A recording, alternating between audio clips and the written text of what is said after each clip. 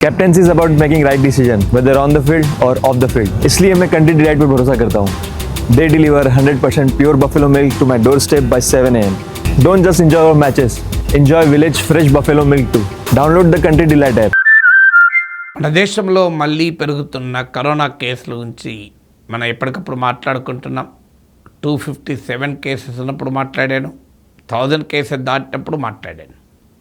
So ఇప్పుడు ఏకంగా మే 31 నాటికి భారతదేశంలో ఉన్న total active Covid cases 3395.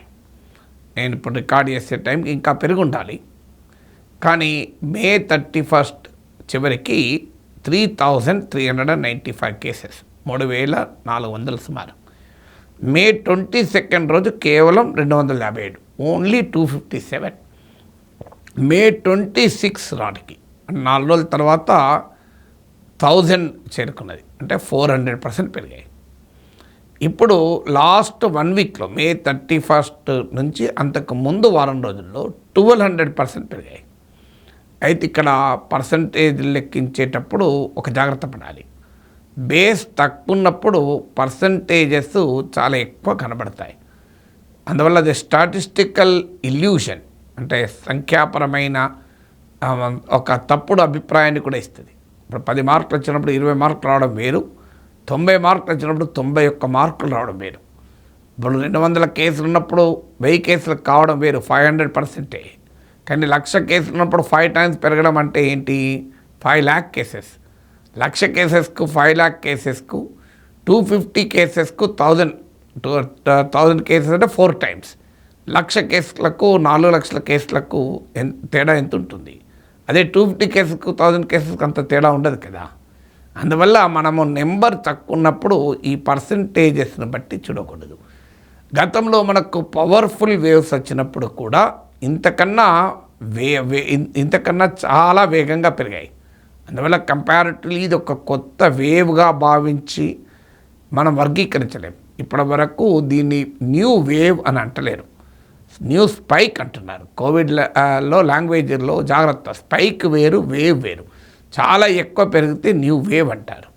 As of today ఎప్పుడు కూడా కరోనా కేసులు పెరిగినప్పుడు మనం 4 అంశాలు చూడాలి. మొదటిది infectivity, how fast the cases are rising, how transmissible this virus is, అంటే ఎంత వేగంగా వ్యాప్తి చెందుతుంది అని. ట్రాన్స్మిసిబిలిటీ ఎంతగా ఉంది. ఇప్పుడు మనము చూస్తున్నటువంటి భారతదేశంలో కానీ, పక్కన హాంకాంగ్, థాయిలాండ్ లాంటి దేశాల్లో కానీ, సింగపూర్లో కానీ, ఇవన్నీ కూడా ఒమిక్రాన్ ఫ్యామిలీలోని వేరియంట్లే. ఒమిక్రాన్ మనకు 2022లో భారతదేశంలో బాగా వేగంగా కేసులు పెరిగి అంత వేగంగా హాస్పిటల్లో చేరడము, డెత్స్ లేని సమయంలో వచ్చిన వేవ్ ఇది. ఒమిక్రాన్ వేవ్ అనేది చాలా వేగంగా వ్యాప్తి చెందుతుంది ఒమిక్రాన్ వైరస్, కానీ అంత తీవ్రమైన వ్యాధికి కారణం కాదు. ఇన్ఫెక్టివిటీ ఎక్కువ, విరులెన్స్ తక్కువ. ఆ ఒమిక్రాన్ ఫ్యామిలీకి చెందినది. దీని గురించి మనకు శాస్త్రవేత్తలకు అవగాహన కూడా ఉంది. అందువల్ల దీని ట్రాన్స్మిసిబిలిటీ మాత్రమే ఛాలెంజ్, కానీ విరులెన్స్ ఛాలెంజ్ కాదు. అది కూడా ఈ ఒమిక్రాన్ వేవ్ పీక్లో ఎవ్రీ 2 daysకు కేసెస్ డబుల్ అవుతూ పోయాయి. ఇప్పుడు కంపారిటివ్లీ మీకు 1 week పట్టింది డబుల్ కావడం. మీకు 1 weekలో 200% పెరిగింది. అది కూడా నెంబర్ చాలా తక్కువ ఉన్నప్పుడు, ఇంతకుముందే చెప్పాను. మీకు నెంబర్ చాలా ఎక్కువ ఉన్నప్పుడు కూడా ఒమిక్రాన్ కేసులో ఎవ్రీ 2 daysకి డబుల్ అయింది. అందువల్ల ఇప్పుడు చూస్తున్నటువంటి దాన్ని బట్టి డెఫినెట్గా బాగా వేగంగా వ్యాప్తి చెందే రకము కేసులు అందుకే పెరుగుతున్నాయి. కానీ అప్పటి ఒమిక్రాన్ వేవ్తో పోల్చినా కూడా ఇది ఆందోళన చెందాల్సిన స్థాయి కాదు. ఇది మొదటిది. రెండవది ఏంటంటే విరులెన్స్, అంటే ఇది ఎంత తీవ్రంగా వ్యాధికి కారణం అవుతోంది అని. అంటే ఎంతమంది హాస్పిటలైజ్ అవుతున్నారు, ఎంతమంది ఐసీయూలో చేరాల్సి వస్తుంది, మరణాలు ఎన్ని సంభవిస్తున్నాయి. సో ఈ కోమార్బిడిటీ లేని వారికి కూడా ఇది తీవ్ర వ్యాధి కారకమవుతుందా? కోమార్బిడిటీ అంటే అనుబంధ అనారోగ్యాలు. చాలా హెల్తీ ఇండివిజువల్స్లో కూడా కరోనా సోకినప్పుడు తీవ్రమైనటువంటి వ్యాధికి కారణమై హాస్పిటల్లో చేరడము, ఐసీయూలో చేరడము, మరణం దాకా పోతుందా అనేది రెండవది కీలకమైంది. ఇది మన సెకండ్ వేవ్లో చూసాం ఈ ప్రాబ్లం. బాగా విరులెంట్ వేవ్ అది. అంటే అందుకే ఆ సమయంలోనే మన తెలిసిన వాళ్ళు కూడా చాలామంది కరోనాతో చనిపోయిన వాళ్ళంతా కూడా సెకండ్ వేవ్లోనే ఉంటారు ఎక్కువగా, మీరు గమనిస్తే. ఎందుకంటే ఆ సెకండ్ వేవ్లో వచ్చింది చాలా చాలా విరులెంట్ వేరియంట్, చాలా తీవ్ర వ్యాధికారకమైన రూపాంతరం. ఇప్పుడు ఇది ఎట్టి పరిస్థితుల్లో విరులెంట్ కాదు. ఇది ఒక పాజిటివ్ అంశం. తీవ్రమైన వ్యాధికారకం అసలే కాదు. ఇప్పటి వరకు మీకు Indian Council for Medical research చెప్తున్నది ఏంటంటే ఇది కేవలం మైల్డ్ ఇన్ఫెక్షన్లకే దారితీస్తుంది. అత్యధిక మంది ఇంటి వద్దనే దీన్ని క్యూర్ అయిపోతుంది. హాస్పిటలైజేషను, ఆక్సిజన్ ప్రాబ్లము, ఐసీయూలు ఇంత పరిస్థితి లేదు అని Indian Council for Medical Research చెప్తోంది, ICMR చెప్తోంది.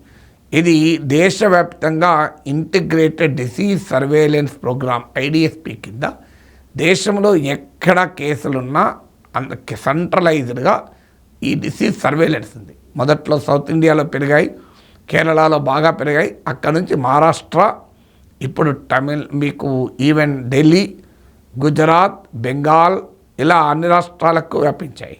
మీకు ముఖ్యంగా కేరళ, మహారాష్ట్ర, ఢిల్లీ, ఆ తర్వాత గుజరాత్.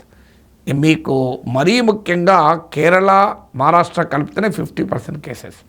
సో అందువల్ల దేశమంతా విస్తరించింది. సౌత్లో మొదలై ఈ తాజాగా కేసులు పెరగడం వెస్ట్రన్ ఇండియా, ఇప్పుడు నార్త్ ఇండియాకు కూడా విస్తరించింది. కానీ ఇప్పటి వరకు ఎక్కడా విరులెంట్గా లేదు, తీవ్ర వ్యాధికారకంగా లేదు, కేవలం కేసుల సంఖ్య మాత్రమే పెరుగుతోంది. అందువల్ల దీని గురించి వరీ కావాల్సిన స్థాయిలో లేదు. మైల్డ్గా ICMR చెప్పడమే కాదు, even WHO world health organization కూడా ఇప్పుడు ప్రజెంట్గా కేసులు పెరుగుతున్న ఒమిక్రాన్ ఫ్యామిలీలోని సబ్ వేరియంట్లను వేరియంట్ ఆఫ్ మానిటరింగ్ అన్నారు. అంటే పర్యవేక్షణ, అంటే మనము జాగ్రత్తగా గమనించాల్సిన వేరియంట్ మాత్రమే అని. ఆ తర్వాత వేరియంట్ ఆఫ్ ఇంట్రెస్ట్ అంటారు, అంటే దీని సంగతి ఏందో చూడాలి, ఆసక్తిగా గమనించాల్సిందని. తర్వాత వేరియంట్ ఆఫ్ కన్సర్న్ అని కూడా అంటారు, అది ఇంకా ఎక్కువ, అంటే ఆందోళన చెందాల్సింది. ఇది కేవలం వేరియంట్ ఆఫ్ మానిటరింగే తప్ప వేరియంట్ ఆఫ్ కన్సర్న్ కాదు. అందువల్ల ఇది వరల్డ్ హెల్త్ ఆర్గనైజేషన్ చెప్తున్న అంశం. సో ICMR చెప్పినా, WHO చెప్పినా ఈసారి పెరుగుతున్న కేసులు తీవ్రంగా వ్యాధికి కారణమవుతలేవు, ఆందోళన చెందాల్సిన అవసరం లేదు. ఇక మూడవది, వ్యాక్సిన్ ద్వారా సాధించిన ఇమ్యూనిటీ కావచ్చు, లేదా కరోనా ద్వారా వచ్చిన ఇమ్యూనిటీని ఈ వైరస్ రూపాంతరము, ఈ సబ్ వేరియంట్ ఛేదించగలుగుతుందా?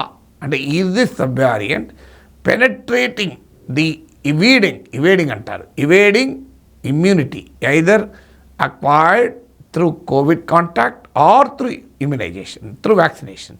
అంటే కోవిడ్ టీకా వేసుకోవడం వల్ల కానీ, కరోనా సోకడం వల్ల కానీ మనలో ఏర్పడిన వ్యాధి నిరోధక శక్తిని ఛేదించి ఈ వైరస్ ఏమైనా వెళ్ళగలుగుతుందా? అంటే ఈ విషయంలో కూడా ఎలాంటి ఆందోళన చెందేటువంటి ఇండికేషన్ అయితే లేదు అని ICMR చెప్తుంది. ఇక నాలుగవది జినోమిక్ సీక్వెన్సింగ్. అంటే కరోనా కేసులు పెరిగినప్పుడు ఏం చేస్తారంటే దీన్ని జన్యుపరమైన విశ్లేషణ చేస్తారు. ఈ జన్యుపరమైన విశ్లేషణ ఎందుకు కీలకం అంటే కొత్త కొత్త రూపాంతరాలు, వైరస్ ఎప్పుడు మ్యుటేట్ అవుతూ ఉంటుంది. సో ఇంకేదైనా ప్రమాదకరమైన రూపాంతరం చెందిందా అనేది గమనిస్తూ ఉంటారు. సో అందువల్ల మనము ప్రిపేర్నెస్లో చాలా కీలకమైనది జినోమిక్ అనాలిసిస్. ఇప్పటి వరకు మన దేశంలో కానీ పొరుగు దేశాల్లో కానీ భారీగా పెరుగుతున్న కేసుల జినోమిక్ అనాలిసిస్ చేస్తే ఇవన్నీ కూడా ఒమిక్రాన్ ఫ్యామిలీకి చెందిన సబ్ వేరియంట్లే. ఇందులో మనకి ఇప్పటిదాకా తెలియని, మరింత ప్రమాదకరమైన, తీవ్రమైన వ్యాధికారకమైన, ఇంతవరకు మనకు అనుభవం లేని సబ్ వేరియంట్ కాదు. అందువల్ల జినోమిక్ అనాలిసిస్ కూడా కొత్త రకమైన వైరస్ రకమని, అంటే కోవిడ్ ఒరిజినల్ వైరస్లో ఇది కొత్త ఫ్యామిలీ అని ఎక్కడా లేదు. It is a known virus, Omicron ఫ్యామిలీలో ఉన్న సబ్ వేరియంట్. ఈ 4 అంశాలు మనం సమరైజ్ చేస్తే అర్థమయ్యేది ఏంటి? Let us B vigilant. Nothing to be panic. అప్రమత్తంగా ఉందాం, ఆందోళన మాత్రం అవసరం లేదు.